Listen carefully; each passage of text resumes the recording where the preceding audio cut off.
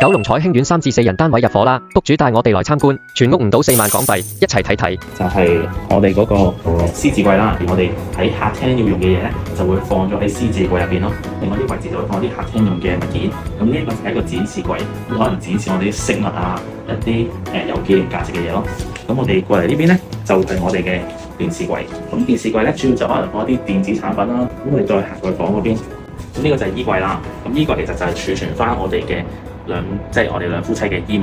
咁至於床咧，就一個床架啦。咁下邊有櫃桶，同埋入邊咧，基本上都會放翻我哋床嘅用品。就整個時效方面，你好滿意嗎？其實好快，因為我哋講緊係4月尾同佢講設計晒啦，可以準備生產啦。其實佢5月中已經同我哋講生產好，拍埋片俾我哋做埋啲試裝。師傅的一個手藝方面，你覺得哈怎麼樣？非常之好，佢哋咧會好注重對我哋屋企家私啊、牆壁嘅保護啦。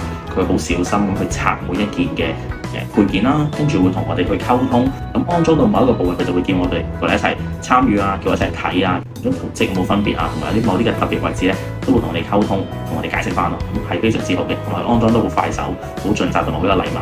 最後我就想問，如果您的親戚朋友有想做家私的話，您還會推薦我嗎？一定會推薦你哋，因為你哋無論喺設計啦、生產啦、安裝啦、售後同埋價錢咧，呢幾樣性價比加埋咧都非常之好嘅。